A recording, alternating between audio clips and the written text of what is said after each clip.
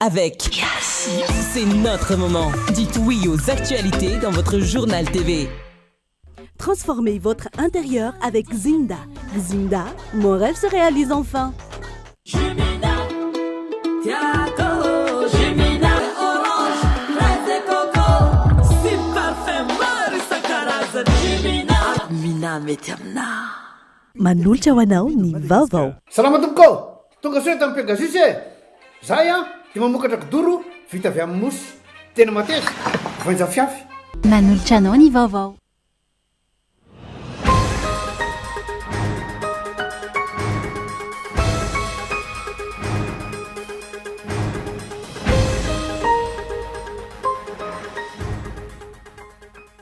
Efa dilany fepitona nomen'ny filoham-panjakana ny inspection générale d'État nanao ny fanadihadiana momba ilay fanodikotiana-mbola mahery ny valonjato sy 3 miliara ariary ny taona 2024.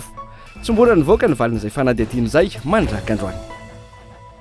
Tanterahana ao Nairobi, Kenya nanomboka androany ny feonam-be afrikanina. Filoham-panjakana manodidina ny 30, mpampiasa vola, banky, mpandrara manodidina ny 2,000 no mandray anjara amin'izany ary isan'izany Madagasikara. Tokony hodininy fanjakana ny fomba anodinana ny teleferika izay efa nandaliny fitondram-panjakana vola ary babetsika trosa amin'ny la Frantsa ho ny mpamakafaka raha ampiranena.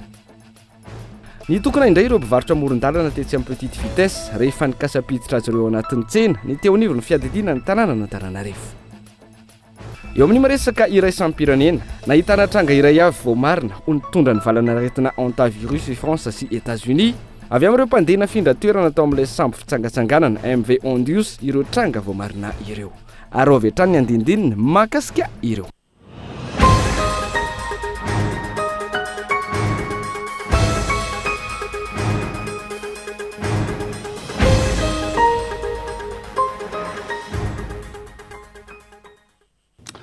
Fotoanan'ny fampalalam-ba vaotsika indray atao amin'ny fitalavitra kolo atena ny araba tomboky lasy tongo vavo manasa no ihany koa anaraka ny vavao hatramin'ny farany etia mpanomboana dia lanatsiny ny fahatarana no lafiny fanomanana fa hoe tsika manokatra ny fiarahana amin'ity ala ity. Efa dilany fahadimy ny volana May fepitona nomen'ny filohan'ny fanavaozana ny Repoblika ny Inspection Générale d'État nanaovana fanadihadiana momba ilay fanodikodinam-bola mahery ny valonjato sy 3 miliara ariary antaona 2024 araka ny tatitra izay nataon'ny fitsarana momba ny kaonty. Herinandro ateo aoriana mbola tsy nivoaka izay valiny fanadihadiana izay volam-bahoaka nefa niresaka katakina ny mangarara ao anatin'izay raha ny faneho-kevitra nentina mpanao politika. Ensora Soarmalala. 10 andro izay ny farana ny vahadimy volana May no nomena ny IGE na ny Inspection Générale d'État naovana fanadihadiana momba ny fanodikodina mbola mpanjakana mitetina valonjato sy 3 miliara ariary ny taona 2024 araka mibaiko ny filohan'ny fanavaozana ny Repoblika sy nampahafantarana tamin'ny fomba ofisialy tamin'ny tambazotra ny serasera. Eninandro aty aoriana tsy mbola nazahoam-baovao ny avy ao anivo ny IGE izay nolazaina fa ampahafantarana mpahibe maso ny vokatry ny fanadihadiana mifanaraka amin'ny voalaza ny lalam-panorenana.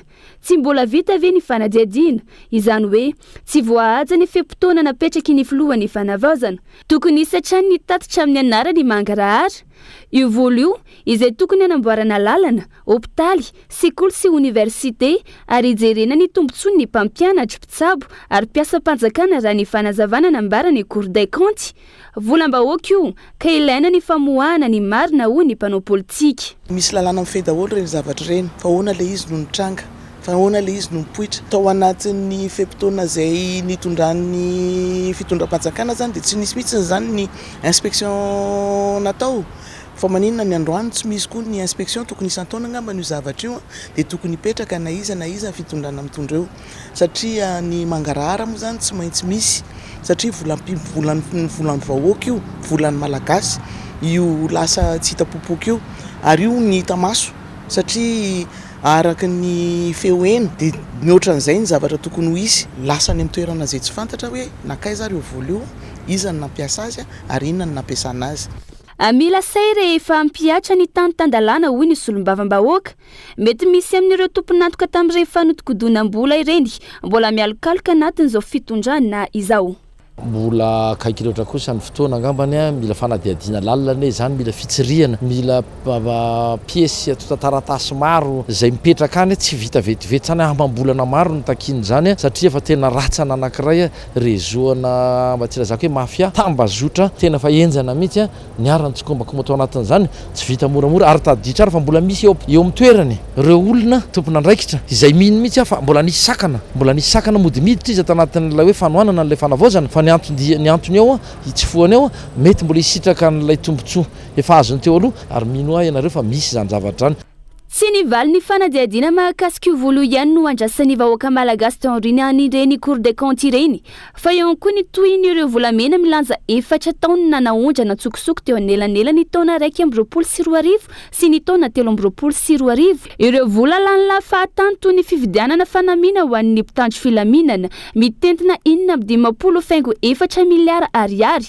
no tohiny ireo fananam-panjakana izay tsy mbola hita popokatra amin'izao raha tsy lazafa-tsy ireo fiara-anjata voalaza fa tsy hita tao amin'ny ministera ny ponina tamin'ny fitondrana teo aloha anisany ambety tenin'ny filohan'ny fanavozana ny hoe izay rehetra hitana pirofo fanandray anjara tamin'ireny fanodikodonam-bola ireny tsy maintsy atolotra ny fitsarana mahefa fanontaniana mipetraka eo anatrihan'izao fahatarana sy fahanginany IGE sy ireo rafitra isantsokajiny tokony andray fepetra momba ireo fanodikondonam-bola sy fananam-panjakana ireo araka izany ny hoe vonina sisety tokoa ve ampiatra ny lalàna aiza ho aiza ny herin'ny baiko nomen'ny filohan'ny fanavozana izay nomena 5 andro amin'izao fahatarana izao isan'ny lasa varibangatsika ihany koa tsy hita toy ny mandraka ankehitriny ireo audity nolazaina fa nisokatra isaky ny departemanta ministerialy miresaka an'izay fanodikodina mbola samy hafa izay hatranisika efa misy ireo anarana voaray tafiditra ao anatin'ny fanodikodinam-bola nanamboarana ny avoria tetsy anosy izay mitetina 4.4 miliara ariary ary nomena IST izy ireo raha ny fanazavana ny eto minisitry ny fitsarana androany omena 5.7 andro ihany koa ny IGE hanohizana ny fanadiadiana amin'ireo olo-kafa voakasika ao anatin'izay raharaha fanodikodinam-bola zay Entsora Soarymalala 5 andro no menany IGE na ny inspection générale d'État malona ny fanodikodinam-bola tamin'ny fanamboarana ny avoria anosy izay mitentina 4.4 miliara ariary ao anatin'io fotoana io no iandraisany fitsarana ny lisitra ireo olona voakasika ity raharaha ity efa misy ireo anarana voaray anomezana interdiction de sortie na fandrarana tsy hivoaka ny firenena ahafana manao ny fanadiadiana hoy ny tompona andraikitra nomena 5 andro ny inspection générale de l'État anomezana nay aty anivony fitsarana ny listan'ireo olona izay tokony enjehana ao anatin'iny cour des comptes ao anatin'izay 5 andro izay zany dia tokony ho azona hoe iza daholo ireo olona enjehana diso ny filazana fa tsy nahazo fijabony Rinara Kotomanga hoy ny ministra Androany tao rin'ny fangatany sy ny fianakaviany navoaka ny tsabo-tena tao amin'ny hôpital Befelantanana izy rehefa niverina any amin'ny fonjany Manjakandriana amin'izao fotoana ao amin'ny fonjany Antanimora izy dia avy eo nafindra any amin'ny fonjany Manjakandriana ny fonja Manjakandriana dia voantokanana tamin'ity taona ity raha tsy ahivina aminareo ary anisan'ny fonja minara-penitra indrindra eto Madagasikara izy zany voatazonany fa noho ny aretina izay efa mitaiza azy dia nisy farariana izy dia nangataka mba hivoaka ho tsaboina izahay moa dia mitsinjo hatrany ny fahasalamana sy ny mahaolona ny voafonja dia mamela malalaka ny voafonja sy ny fianakaviana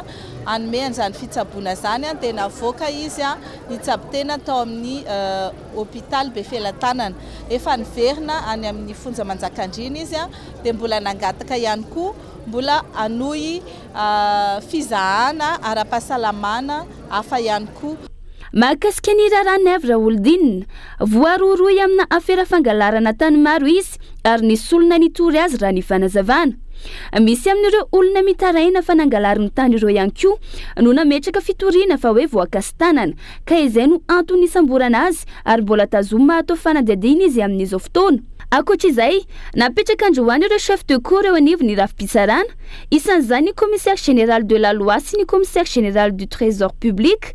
Anisany koa ny fametrahana tamin'ny fomba ofisialy ireo tompon'andraikitra sasany amin'ny andraikitra vaovao aniny araky ny fepetra mifeny mpitsara ambony. Zay zany ho hitantsika miandalana ary zana ho tanterina ato anatin'ny fampahalalam-baovao hatrany mikasika an'ireny raharaha maro raharaha na ny resaka fanodinkodinam-bola teto amin'ny firenena zany na ny makasika an'izay manodidin'izay ary zantsika hoentina ato anatin'ny fampahalalam-baovao. Fa tanterahano Nairobi ireny vohitra Kenya manomboka androany ny feonam-be afrikanina ary samy mandray anjara amin'izany ny filoham-panjakana any an-toerana ihany koa ny mpanao gazety ny Cool TV FM. Gaeton Andriatsilavohery mitondra amintsika ny momba izay. Aty Nairobi Kenya misy anay amin'izay fotoana izao manatitra ilay ataontsika hoe fihaonana tampoka ny africain aty toerana amin'izay fotoana izao izay rapitsy tena isan'izay fihaonana tampoka izay ny dady tena misy ranam-piaramanidina tamin'ny ray ora sasany teo ny filohan'ny fanavozana sy ny vadina niaraka tamin'ny taminy dia eo amin'ny tiandroany ity aloha zany dia ny fihaonana amin'ireo manakatsy sy ireo filoham-pirenena samy hafa no ataon'ny filoha fa raha ny tena tandrona zany ao anatin'ity ataontsika hoe sommet aty Nairobi ity dia ny betibe ny loahevitra hosana ao anatin'izay eo ihany koa ny ataontsika hoe fanomezana asa ho an'ny tanora ny fampirobona ny tontolon'ny fambolena sy ny indostria sy ny famokarana eo ihany koa ny économie bleu dia hoezana ao am-taina amintsika izay rehefa tonga ny rampitso fa ny androany aloha zany dia fandraisana tamin'ny fomba ofisialy firesadresahana ihany koa amin'ireo vahiny manakaja sy tompon'andraikitra samy hafa amin'ireo filoham-pirenena afrikanina samy hafa iaona amin'ny filohan'ny fanavaozana izana ao am-taina amintsika eo ihany ny andinindininy mahakasika izay indrindra ihany koa ilay sommet ho an'ny rampitso. Raha ny mikasiky ny feonam-be any iny filoham-panjakana manodidina ny 30 mpampiasa vola banky sy mpandraharaha manodidina ny 2 arivo ihany koa mandray anjara ao anatin'izay ary isany mandray anjara ao anatin'izay araky ny efa natsitiko teo ny filohan'ny fanavaozana izay hanamafy ny fitadiavana fiaraha-miasa soa ny firenena malagasy ao anatin'izay andao arahantsika ny Antsipriana. Ny hampivondrona ireo mpisehatra rehetra ato amin'ny kontinanta Afrika no tanjona amin'ity fihaonam-be afrikanina ity tonga ary nandray anjara mavitrika amin'izany Madagasikara ho fanamorana ho amin'ny famokarana tsaratsara kokoa.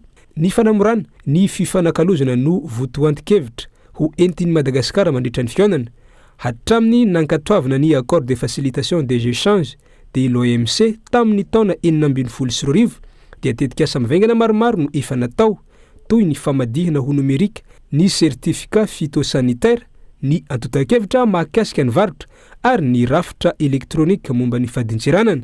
Tsy dia fantatry ny sarabambe-mbahoaka ireo fitaovana ireo nefa manova ny fiainan'ny orinasa mpanondrana entana. Fanamby lehibe iray no ao ambadika izany dia ny fampiroboroboana ny industrie ny maitso miaraka amin'ny fomba fiasa mirindra kokoa sy ny ampienana ny saran'ny fandraharahana.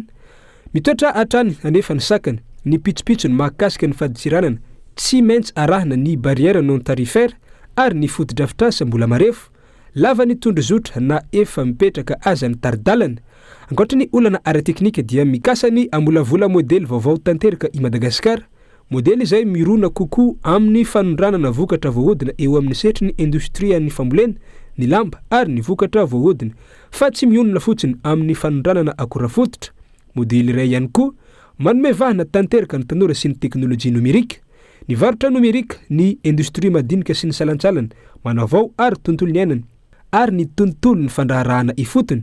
Roa ny tanjona dia ny fanamorana asa maharitra eto amin'ny firenena sy ny hanomanana any Madagasikara amin'ny fiovana ara-teknolojia izay efa iainana maneran-tany. Miloha nirisoana amin'ny ivon'ilay fihaonam-be rahapitso nisy androany ny fihaonan'ny filohan'ny fanavaozan'ny Repoblikan'i Madagasikara tamin'ireo filohan'ny mpanjakana samihafa sy ireo mpandraharaha ahafahana manatsara ny fiaraha-miombona antoka samihafa izay mifototra amin'ny soatavina iarahana manangana ny fifanakalozana traikefa fa tsy mionona fotsiny ihany amin'ny varotra nentim-paharazana. Hafatra lehibe entin'i Madagasikara eo ambany fitarihan'ny filohan'ny fanavaozana aty Nairobi ny ahatonga any Madagasikara ho mpandray anjara tanteraka amin'ny fiovana atrehiny kontinanta Afrika fa tsy ho mpitazam-potsiny Ny fanamby ankehitriny dia ny famadihana fahavononana ho tetika asa mivaingana sy ny kabary ho vokatra azo tsapain-tanana. Tokony hodinian'ny fanjakana ny fomba nodinana ny teleferika izay efa nandaniny ny fitondrana malagasy volabe sy babetsika trosa amin'ny lafrantsa ihany koa raha ny faneho-kevitra nentina mpamakafaka rahapirenena. Lesona ho amin'ny ho avy ihany koa reny ka tokony andinika hatrany ny fitondrana vao miroso indrindra amina tetikasa goavana toy ireny. Daniela Minotsono mitaritra ny Antsipriana. Eo ampiandrasana ny valiny fangatany filohan'ny fanavozana ny amin'ny anafoana ny Frantsa ny trosany teleferika izay mitetina 2.50 tapitrisa euro na 3.70 sy 700 miliara ariary. Tokony hodinian'ny fanjakana ny fomba nodinana ny teleferika izay efa nandanitsika vola tsy tokontsika firohana kanefa mitsoka amin'izao fotoana ho ny mpamakafaka rahapirenena raha Kotsondani tamin'ity androany ity. Na izany mila fandiniana lalany firosoana sy fampiasam-bola amina tetikasa goavana tahak'ireny tsy ho vola very fotsiny tahaka ny zava-nisy tamin'ny fitondrana teo aloha ny faneho-kevitra. Amin'ny resaka continuité de l'état moa na tiana na tsy tiana zareo ny fitondram-patsakana amin'izao fotoana izao dia izay nataony tany aloha zany dia tsy maintsy raisin'ireo an-tanana izy rehefa misy trosatsika zany dia tokony aloha zay trosa zay. Anjarany fotsiny mametraka hoe inona ny stratégie farany anaovana ny anodonana anazy ny exploitation mba hisiny ny rentabilité tokony atao marché appel d'offre ouvert ho ana opérateur afaka mi-entreprendre amin'io ve izy quitte na dia hoe manome subvention amin'ny fanjakana mba hisiny le fampiasana azy. Misy planina tokony apetraka ny fitondram-panjakana hoe mety misy subvention anatin'ny 6 mois dia aveo amin'izay nareo manomboka mamerina ny vola tokony misy an'izay plan de restructuration na plan tokony afana mampanodina an'le teleferika zany. Raha malala moa fa manantena fa mba tsisy fahotana ohatry nataon'zareo tany aloha reny satria tadidio fa tsy mamaly akory ny tena filanana nanaovana an'izy ka raha ohatra ka ny vola lany tamin'ireny nentina nanampiana fotsiny ny subventionnena nanatsarana ny orinasa kely sy ny majinika salatsalany dia efa tena be ny famoronana asa nisy. Ka zay fotsiny angamba mba tenenina hoe tokony anjara ny fitondram-panjakana mba ho mailo tsara amin'ny fanaovana investissement tokony misy stratégie mihitsy tokony hipetraka amin'ny fampiasam-bola ohatran'ireny. Ankoatra ny mahakasika ny teleferika, mbola maro ny tetikasa sy toe-javatra mila fandiniana lalina ahafahana mampandroso any Madagasikara. Mialohan'ny tena hirosona amin'ny fifidianana ka mila resahana izany ao anatin'ny fikoanan-dom-pirenena ho hiatrany ny faneho-kevitra. Fa eo mila apetraka tsara ary zay foana moa no resahako matetika hoe mila tokony mifandinika tsara ohatsika Madagasikara sy Malagasy tokony hoana no hitantsika eto rehefa afaka 10 taona ohatrany hoana no hita eto rehefa afaka 10 taona inona zany ny tokony ho resaka fifamoivoizana inona ny tokony atao ny resaka transport en commun inona ny tokony atao zany hoe tokony be da be ny zavatra tokony hodiniana zany fa tsy maimaiky tsika hoany fotsiny ianao an'le resaka fifidanana dia afaka zay ho lany eo indray zay lany eo moa mety transformation en transition mandeha makany amin'ny resaka démocratie fotsiny dia afaka fitotoana indray dia hiverina ny crise zany zavatra zany mampalahelo mila mifandinika tsara foana aloha tsika mila mametraka an'izay hoe alohany atongavan'ny resaka fifidanana dia tokony mazava tsara daholo ny resaka politika, ny resaka ekonomika, ny resaka diplomatika, ny resaka sanitaire, ny resaka sécuritaire, ny zavatra rehetrarehetra. Andrasana ny mety toy ny ity tetikasa goavana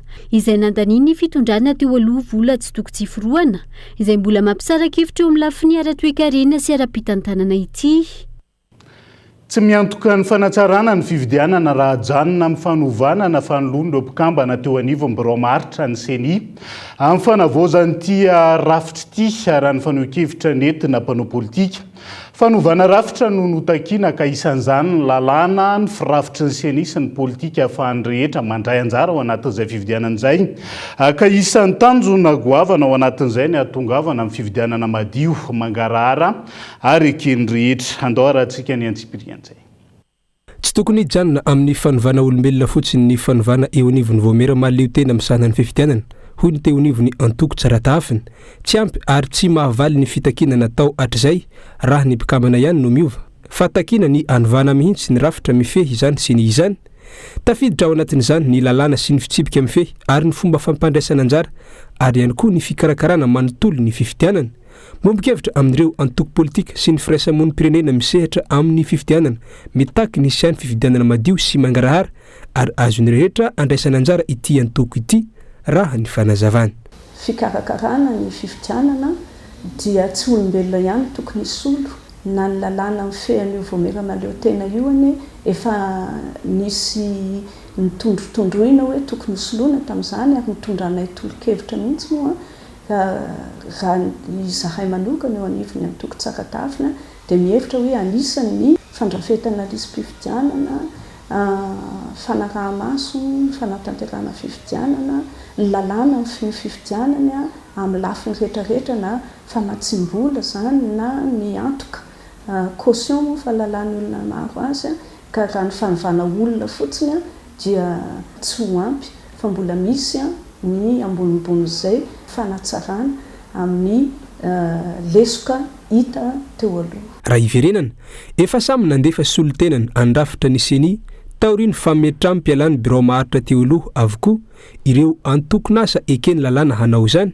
ankoatra ny antenimeran-doholona izay efa lany febitao mpiasany talohany nanaovany seni antsoavy momba fandraisana anjara efa navita fianianana ireo mpikambana vaovao ireo ny herinandro teo hatramin'ny androany anefa tsy mbola nanendry ny solotenany ny avy eo anivon'ny fiadidiny fanavaozan'ny repoblika izay manana toerana iray amin'ireo tokony handrafitra ny seni tranga mampametra-panontaniana hoy ny mpanara-baovao tsy mbola vonona hiroso amin'ny fifidianana ve ny fitonana fanavaozana sa tsy resy lahatra amin'ny seni amin'izao endry ny vaovao izao sa aleo aloha hiandry ny fahavitany fikoanan-doam-pirenena araka ny feo mivoaka matetika hatr'izay ny filohan'ny seni anefa nilaza fa ny fitondram-panjakana tarihin'ny kolonel Randrenirina Mikaela no namaritra miloha ireo tetiandro voatondro hanaovana ny fitsapan-kevy-bahoaka sy ny fifidianana filohan'ny-pirenena amin'ny repoblika fahadimy ka mahagaga arak'izany ny tsy mbola ampahafantarana ny solotenany handrafitra izao seni amin'ny endriny vaovao izao.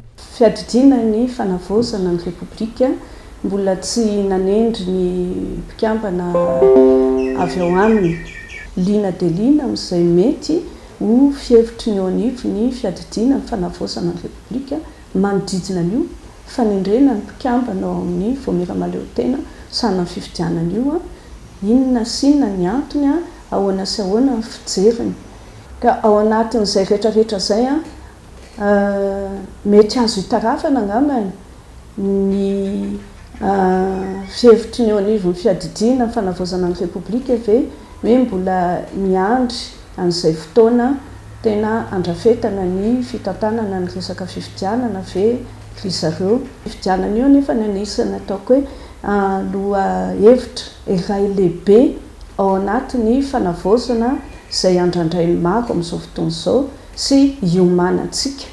Antoko politika maro sy firaisamonim-pirenena mpisehatra amin'ny fifidianana samihafa no miandry ny hisiany tena fanavaozana marina eo anivon'ny tontolon'ny fifidianana isan'izany ohatra ny hisiany tena fahaleovantena araka ny anarany ity seni ity tsy tokony izy sintsony seni tsy afaka mandray fanapahan-kevitra na miverina amin'ny teny noho ny tsy fankasitrahan'ny mpanatanteraka izany hoy ny fanehoan-kevitra samihafa tokony ho jerena ihany koa ny hoe olona iza sy rafitra inona avy no nanolotra izany ho mpikambana eo anivon'ny seni izany ity rafitra ity izay tokony hahaleo tena na arabola ara-pitaovana ara-teknika sy ny fanapahan-kevitra momba ny fifidianana raha mbola ho tazomina ny seni no hikarakara ireo fifidianana ho avy eto amin'ny firenena raha ny fanehoan-kevitra ny mpisehatra amin'ny fifidianana hatrany. Dia izay ihany koa no entintsika amin'ny sendvetivety ao anaty tokafoy aza misaraka aminay ary.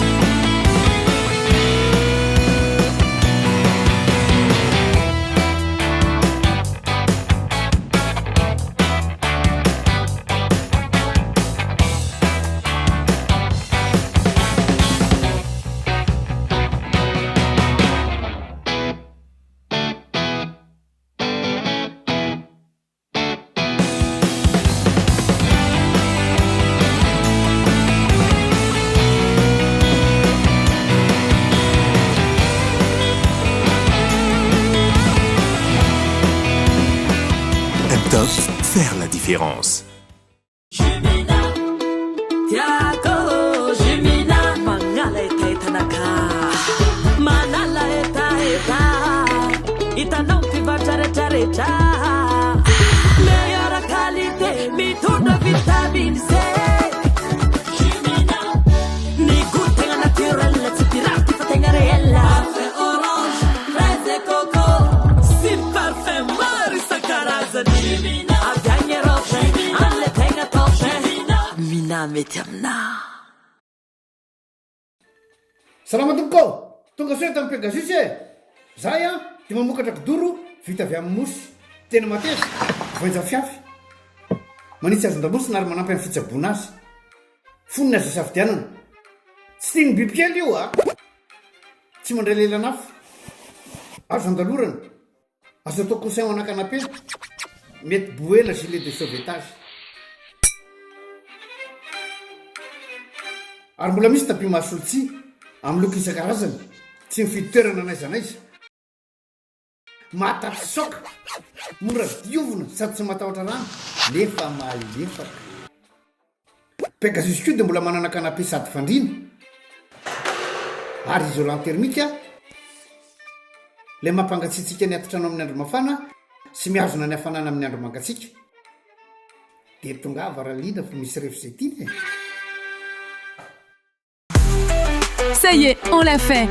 Avec Yass et moi, t'as enfin tous tes kiffs sur une super app. La seule appli de Mada qui t'ouvre au monde du digital. Profite à fond de Netflix, tes musiques, tes jeux mobiles, Zeti, Quizzacaf, tes sites d'achat et bien plus. Depuis ton smartphone, ta super app Yass et moi t'attend. Télécharge-la vite sur App Store ou Play Store. Yes.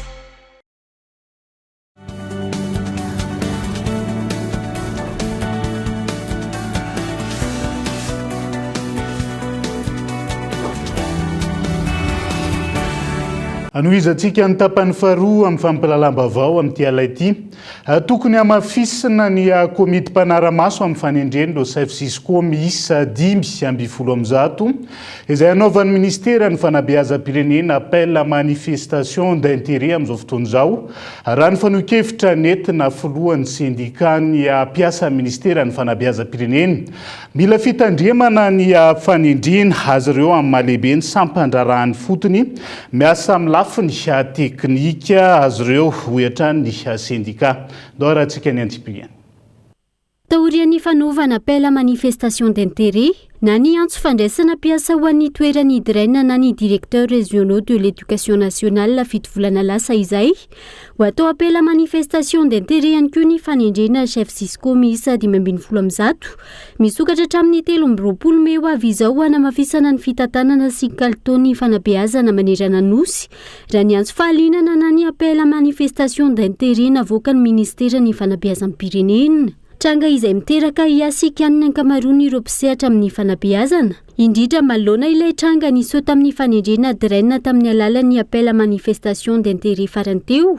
Nisy ny direnina voatendry tao anatin'ny 2 volana.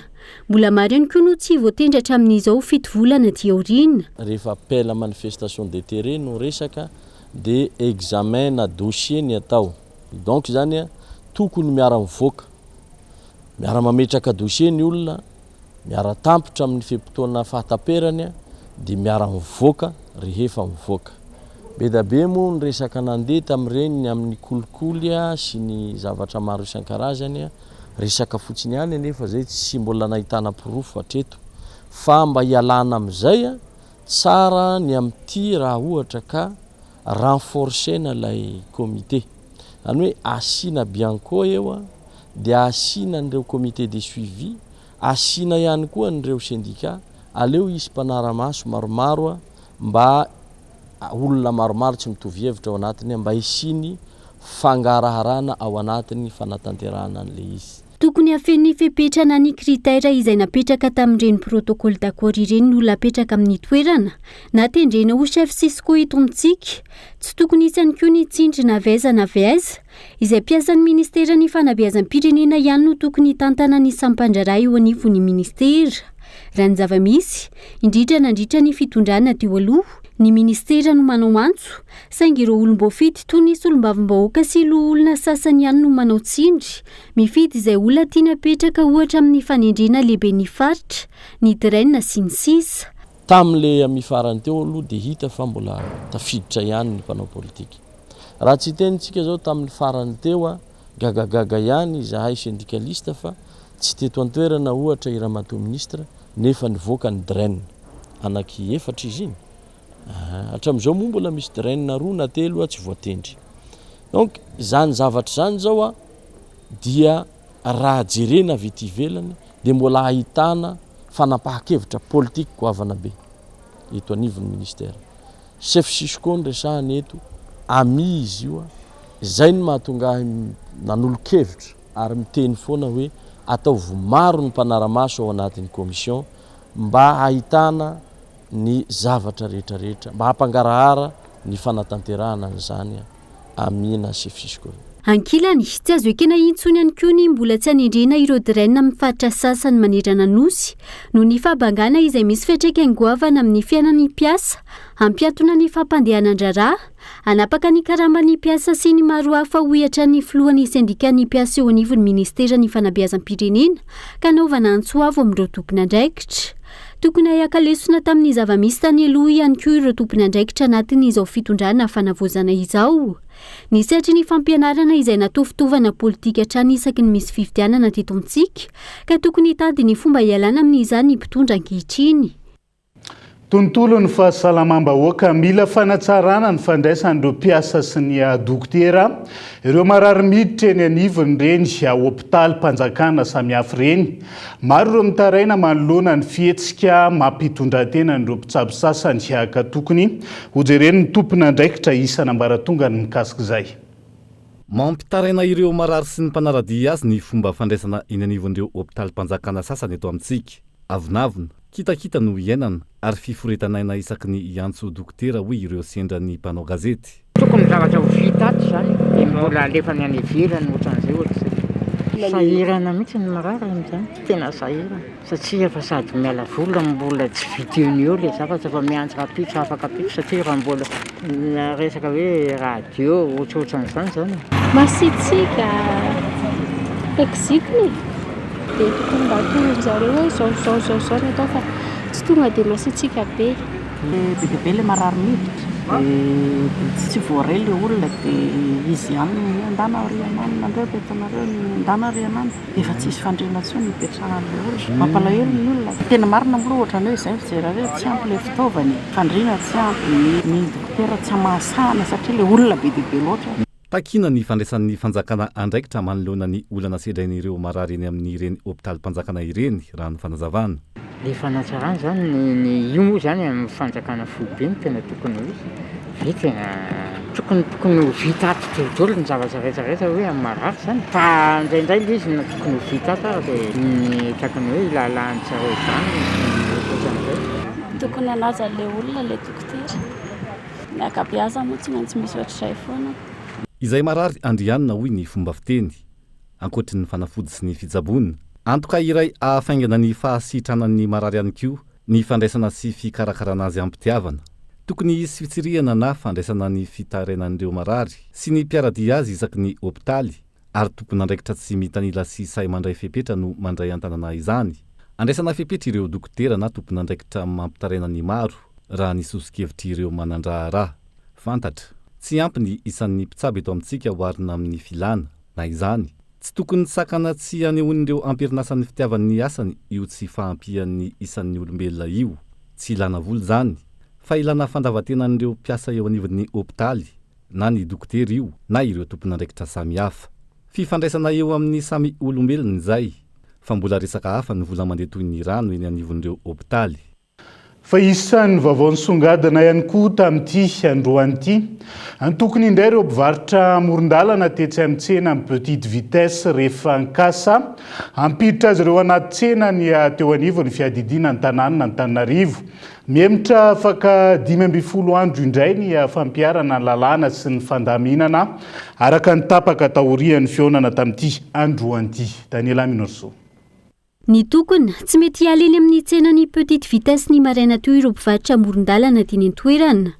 Efa niso izy ireo nidinika ny arana tamin'ny tompony andraikitra ny elaka misy lasa teo makasika izay fandaminana ny tsena izay ka tapaka nandritra izany ny hamerenana azy ireo amin'ny tsenany tahaka ny teo aloha, izany hoe miverina amin'ny toerana izay nivarotany avy. Nisy ireo tany amin'ny ilana havia, nisy ireo tany amin'ny ilana havanana, saingy niova tampoka izany fandaminana izany androany alatsinainy, tsy maintsy esorina ireto farany. Antony izao fitokonana nataon'izy ireo izao raha ny fitarainana. Inona ny tena marina o tena zavatra ho décision raisiny zareo ho amela le mpivarotra amin'le zavatra fifaminarahana tamin'ny lakamisy ve sa hivadika mahitsy ny zareo amin'ny teny fanaovany taminay.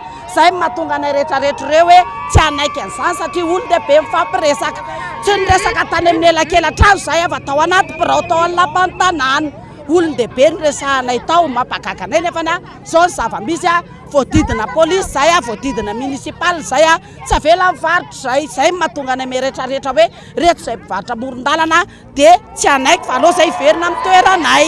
Taloha vonoiny ty arabe ty, tanao nasiana mpivarotra ty vonoina de mpivarotra daholo ny tamity de hoe hosokafana zay zany le lalana fa maka ny côté manao ohatran'izao zany ny placenay amin'izay zany fa ho velominy ty nanaiky an'izay nanaiky an'izay fa gaga nefa zay tsy izay ndray zavatra niseho fa hoe hodivina daholo mahitsy zany le lalana rehetrarehetra tsy asiana mpivarotra tsony zany eto zay tsy anekena rehetrarehetra tompo. Taorian'ny fitokonana izay nataon'izy ireo noraisiny teo anivon'ny commune Antananarivo renivohitra ireo mpivarotra amoron-dalana etsy amin'ny petite vitesse. Fandaminana tapaka nandritra ny dinika ny arany ireto farany tamin'ny PDS n'Antananarivo ny fanomezana azy ireo fa ahafahana hivarotra amin'ny arabe amin'ny ilany ankavanana ato anatin'ny 12 andro, fotoana izay ahafahan'izy ireo mifandamina amin'ny lehibe ny tsena. Aorian'izay tsy maintsy miditra anaty tsena ireto farany raha ny fandaminana trany. Fandaminana tapaka dia hoe ny droity alohany zany mandra-pilamina tsara ny ao anaty tsena satria toerana be da be fa tsisy mampiasa. Dia mijery amin'ireo toerana tsy misy mampiasa ireo mba ampidirana ny zareo andeha hiasany anatin'ireo satria misy ireo toeran'ireo lasa nataon'olona stockage fotsiny zay ireo mpivarotra ataoko hoe mpivarotra lehibe ihany angambany izy ireny dia au lieu de manofa le trano lafo be lafolafo aty ivelany izy dia lasa nanao hoe le tokony varota amin'ny mpivarotra indray lasa natao stockage. Amin'izao fotoan'izao misy fandaminana dia hiezaka ny atao anivon'ny commune urbaine Antananarivo mandamina an'izay hoe ny mpivarotra tokony hiditra hiasa ato. Andrasana trito izay mety ho toy ny ty fandaminana ny tsena sy ny fanapa-kevitra hoentin'ny commune Antananarivo renivohitra mandritra ny tanàna ity. Ny arabe ho an'ny fiara, ny trottoir ho an'ny mpandeha tongotra ary ny tsena ho an'ireo mpivarotra ho ireo rehetra mitantana ny tanàna n'Antananarivo. Ny zava-misy isaky ny miroso amin'ny fanatrarana izay tanjona izay, misy hatrany ny fitokonana sy fitarainana ataon'ireo voakasika ka mihemotra hatrany ireo mpitantana ny tanàna. Vokany, mbola io mikorotana io ny renivohitry Madagasikara mandrakandroany na efa 10 taona ny aza ny PDS sy ny ben'ny tanàna ny fandimby. Andrasana indray araka izany afaka 12 andro iroso veny eo anivon'ny commune nampiditra ireo mpivarotra ao anaty tsena samela ny gabralaka sy ny goragora toy ny mahazatra. Andray anjara mavitrika amin'ny fokoanandony tanora isin'ny fanovana sy ny fanavaozana eto amin'ny firenena ny ao amin'ny faritra Matsiatra ambony tokony hametraka ho zava-dehibe ny fanomezana sehatra toy izao ireo tanora ary tondry ireo marary azy mandritra izay ihany koa. Andao arahantsika ny fanampanazavana. Sokatra ho anareo tanora rehetra zany ny fandiniana ny fampandrosoana sy ny hoavy ity firenena malalantsika ity. Tongavo amin'izay sehatra rehetra misy dinikasa, amin'izay toerana rehetra misy an'ity fakakevitra ivodiny ity dia any mampiseho ny hevitra izay hoentina manorina an'izany fanavaozana Repoblika ny Madagasikara zany isika tanora. Ankoatra ny tsy fahafahana miditra an-tsekoly, sakany iray tsy ahafahana misitraka ireo tolotra arak'asa ihany koa. Ny tsy fananana kopy na terahana ho resahantsika atao anatin'ny zanam-pandarana kopy anao zay ho any androany ity zanam-pandarana ity izay anjara biriky etiny Kolo TVFM amin'ny fanabeazana olom-pirenena. Ndao ary.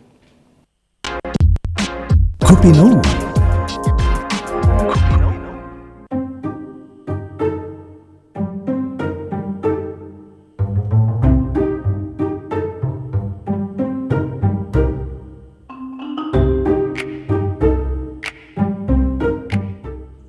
Any anie lesy misy deba vao ny aso anazy zay malerie zany ahoana resaka hoe kandra ohatry ty ataontsika ty any resaka maçon le izy zany ahoana ny karama zany tsara avy sahoana raso kely aloha vetivety aloha lesy le sahana kely vetivety aloha ary marina aloha zany resaka zany fa ohatra mahaliana mihitsy zany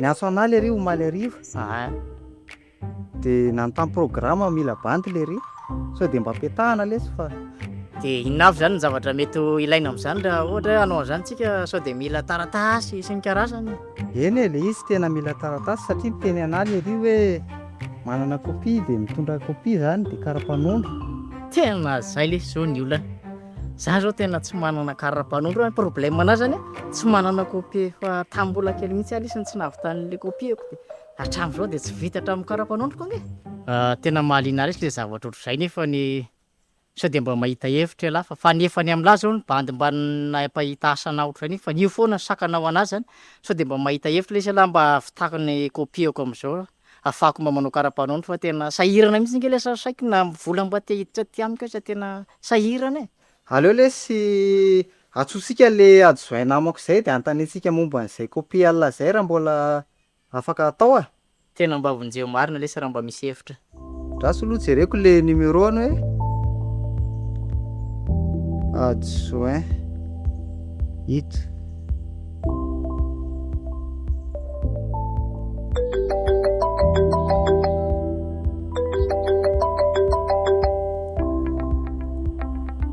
Allô? Allô? Izy io miandry salama adjoint ay ahoana miandry ihany misy namako zay atoy adjoint tsy manana kopia ony le ry nefa mba te hikandra iaraka amiko fa misy asa hitako zay ihany sao dia mba afaka ampianao zay amin'izay zavatra zay ay resaka kopia ny fahazahoana kopia miandry dia ohatran'izao na izy makaty amin'ny commune ny tena tsara indrindra aloha fa zavaka anao akapobe fotsiny le izy hoe ny olona raha tsy manana kopia dia any amin'ny manao jugement supplétif izy dia le jugement supplétif ny commune mikarakara an'izay na koa misy fikambanana mikarakara dia makany amin'ny tribunal dia ny tribunal no manasony an'izay dia mamerina le izy na mandeha mihitsy makany amin'ny tribunal men'ny commune taratasy dia hoentina makany amin'ny tribunal fa ny tsara indrindra makanesa aty amin'ny commune dia aty miresaka betsaka tsika fa tsy vita ny resaka telefôna zany miandry zay tonga fa maraina fa za bebe asa koa misaotra betsaka indrindra adjoint zay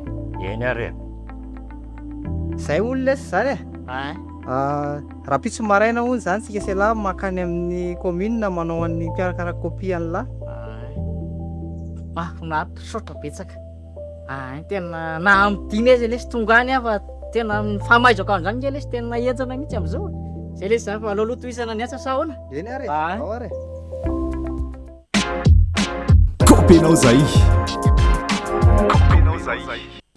izay ny zanam-pandaharana Copinot fa nanomboka tao Toamasina ny fifantenana izay solitena amin'ny Madagasikara amin'ny lalao spécial olympique eo amin'ny taranjalomano aorian'izao ito manerana Madagasikara ny fifantenana amin'ireo taranja rehetra izay andraisan'ny Madagasikara anjara any Chili ny taona 7 Brodora Setakolo Toamasina. Tsy mitovy ny fahaizany atleta tsirairay kanisy ny andrana tety Toamasina amantarana ny tanjaka ny tarafana amin'ny sokajy tandrifiavy ity hetsika ity izay ho fanomanana ny fifaninanana nasionaly amin'ny taranja atletisme sy ny lomano izay vinavinaina ho atao ny volana septambra sy oktobra izao sakana ny fotodrafitrasa eto Madagasikara faritra efatra ihany no manana piscine manaraka ny fenitra olimpika na semi olimpika ho fanomanana indrindra ny atleta zay ho présélectionné aloha fa tsy tonga dia hoe zay médaille d'or na ohatran'izany eto tonga dia fa ho sélectionné hanao an'le jeux mondiaux zay ho tatirahana any Chili satria misy an'izay amin'ny 2027 tsika efa prévu andray anjara zany efa mahazo quota tsika amin'izany ka ataoko hoe présélectionné satria mbola isy ny tena définitif amin'ny mois de septembre zay na octobre angamba calendriernay zay anaovana ny championnat national ny athlétisme ihany koa dia ampiarahana eo ihany koa ny natation zay tena ho définitif zany amin'ny ankizy possible andeha. Ny problème moa any amin'ny faritra any de le piscine tsy manana piscine ataoko hoe tonga lafatra ohatran'izao eto amintsika ty moako zany piscine olympique mihitsy fa na zany ara tokony hisy piscine tsotsotra mba azony ankizy anaovana entraînement any amin'ny ligue rehetrarehetra miparitaka any fa tsy misy zay zavatra zay. Tsy tokony ho sakana ny fotodrafitrasa fa entanina ireo manana traikefa sy vonina iaro ny voninahim-pirenena eo amin'ny sehatra iraisam pirenena hoy ny mpikarakara. Ireo vaovao nisongadina natao amin'ny page Facebook ny vaovao Kolo TV tamin'ity androany indray nondao arahantsika vetivety. Ampany amin'ireo vaovao nisongadina navoaka ny page ny vaovao Kolo TV androany mahakasika ny raharaha-barotra. Tafiakatra $2 miliara ny fandianto-karavarotry i Madagasikara ho an'ity taona 2024 ity raha toka manodidina ny $2,000 zany ny taona 2024. Fatiantoka izay efa mahatratratra amin'ny $10,100 amin'ny arikarena faobe ny firenena malagasy raha ny tatitry ny banky foibe ny Madagasikara. Antony mahatonga izany ny fahabetsahan'ny fanafarana mihoatra ny fanondranana. Tany Mahajanga nanamafy ny fitakiana ireo mpitondra bajaja androany nanao hoe tsy mpitakiana fandroany izy ireo mpisehatra amin'ny kodiarany 3 mpamily sy tompona bajaja teo anoloan'ny lapan-tanàna ny Mahajanga tsy mifanaraka amin'ny vesatra rabola alohany amin'ny komina ny tamberina ndraikitra iainan'izy ireo raha ny fitarainana ireo mpanao fihetsiketsehana androany takian'izy ireo ihany koa ny fanafoanana ny kooperativa sy ny fisavany polisy munisipaly ny antota taratasy ankoatra ny lisansy angatany izy ireo ny famoahana kapasite ho an'ireo efa nanefa saran-ketra mifandraika amin'izay eo ihany koa ny fampitoviana lanja an'ireo bajaja rehetra miasa ao Mahajanga manoloana ireo tsy mandoa lisansy nefa avela miasa ankalalana takian'izy ireo ny fampitsaharana ny fampiakarana ny sarany fanavozana ny lisansy ao an'ireo mpandoha izany nefa misy vatarana etsankilany nanamafina avy ao amin'ny fiadidian'ny tanàna ny Mahajanga fa andalam-pandiniana ireo teboka ireo izay voalaza fa tsy miankina amin'ny fanjakana izy ireo alamina andatabatra boribory ny olan'ireo mpitondra bajaja izay azo vahana amin'ny alalan'ny fifampiresahana voasakana ny lanana manoloan'ny lapan'ny tanàna ny Mahajanga nandritry ny fotoanany sy ny fifampiresahana teo amin'ny andaniny sy ny ankilany ny maraina teo. Vaovao any Akazodany mpitondra bisikileta namony eny rehefa avy nifandona tamin'ny moto nanao taingindrona ny fandona tamin'ny lehilahy iray 20 taona nitondra bisikileta tamin'ny sabotsy hariva lasa teo tany amin'ny faritra Akazondany naratra ny mason'ilay mpamily moto raha tsy nahita naratra kosa ilay mpitondra bisikileta fa ny kodiarany no simba nanao fifampirarahana ny rotontaka samy lasa nandeha na tsy ary narara nefa ity mpitondra bisikileta ity noho ny alina ka nentina aingana namonjy toeram-pitsaboana namoy eny nefa izy tao amin'ny hôpitaly CSB2 Akazodany omaly alahady mandeha ny fampitorana amin'izao fotoana izao. Andoharany fotsy natratrarana rongony ilay tovolahy torany toaka tao anaty taxi be. Tovolahy iray no natery ny fiara fitateram-bahoaka teny amin'ny hôpitaly fa narary tampoka tsy natsiaro tena tao anaty fiara ny sabotsy lasa teo. Ny fisavana ny entana no nahitana fa feno finosina rongony miisa 270 milanja 50 sy 700 grama netiny izay nokasainy amidy eny Andoharany fotsy raha ny fantatra. Nanamarina ny mpitsabona indray azy fa vokatra ny fisotroana alikaola tafahoatra sy ny tsy fihinanana sakafo no nahatonga ny koma etilika nahazo azy. Rehefa nahazo fitsaboana sahaza azy izy ka tsy misy ahina ny eny dia nentina namonjy ny birao ny zandarmaria mba ho fotorina noho ireo fonosina voararana entiny nogazina ireo zava-mahadomelina ary ho atolotra ny fitsarana ny rara. Vaovao ao amin'ny boribory tany fahatelo tsy andeferana ireo mpiasa manao tsy rambona ny asany betsaka ny fitarainana mahakasika ny fomba fiasan'ireo mpiasa eo anivon'ny boribory tany fahatelo ho ny delege indrindra eo amin'ny fikarakarana taratasy sy ny kolikoly tsy andeferana intsony izay tratra manomboka androany raha ny nambarany delege nandritry ny fanagana-tsaina nisy arak'izany ny fandaminana vaovao an'ireo olona mila servisy eo anivon'ity boribory tany ity. santonany amin'ireo vaovao navoaka ny pejy ny vaovao ny Kolo TV hatrany any amin'ny commune Ambonivohitra Antsirabe nametra-pialana ny ben'ny tanàna Rasamanana Honoré Gabriel sy ny ekipany. Nametra-pialana nandritry ny fananganan-tsaina ny ben'ny tanàna Antsirabe sy ny ekipany. Fanapakevitra nirasin'izy ireo manoloana ny karaman'ireo mpiasa tsy voaloha nandritry ny 12 volana. Eo ihany koa ny mahakasika ny fitokonan'ireo mpiasa izay mitaky hatrany ny karamany. Dia izay ihany koa no entina miampita ao anatin'ny maresaka iraisam-pirenena vetivety. Nahitana trango iray avy vao marina ho mitondra ny valinaretina Ontario Rusy, Frantsa sy États-Unis. Avy amin'ireo mpandeha nafindra toerana atao amin'ilay sambo fitsangatsanganana amin'ny Viondus ireo tranga vao marina ireo. Samy noraisina ny tanana ao amin'ny tobim-pahasalamana manokana izy ireo amin'izao fotoana izao. Raha tsy haivina, olona maherin'ny 90 avy amina firenena samihafa izay nandeha tamin'io sambo io tao Royaume-Uni no nahiditra hôpitaly nanomboka ny valo martsa lasa teo. Raha ho an'ny Frantsa manokana 20 ireo tranga vao marina momba izay hatreto. Dia izay ihany koa no entina manakatondray ny fiarahana amin'ity ality ankasitrahana ianao nanaraka ny fampahalalam-baovao hatramin'ny farany. Mandra-pitafa ao amin'ny raha-pitsondray ary veloma tokoka.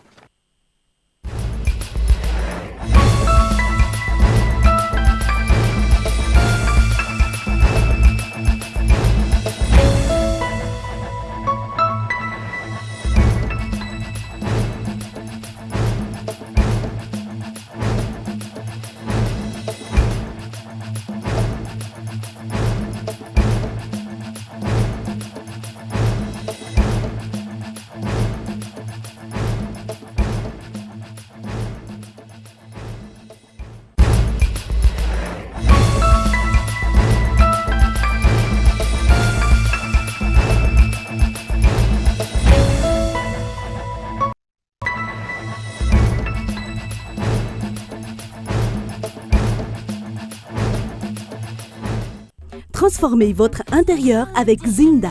Zinda, mon rêve se réalise enfin.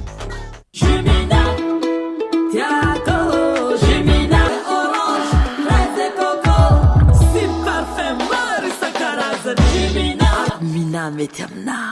Nanolotra ho anao teo ny vaovao. Salama tompoko, tonga soa tamin'ny Pegasus e. Zahay dia mamokatra kidoro vita avy amin'ny mosy. Tena mateza, voanja fiafy. Vous a présenté Ny vaovao. Avec Yes, c'est notre moment. Dites oui aux actualités dans votre journal TV.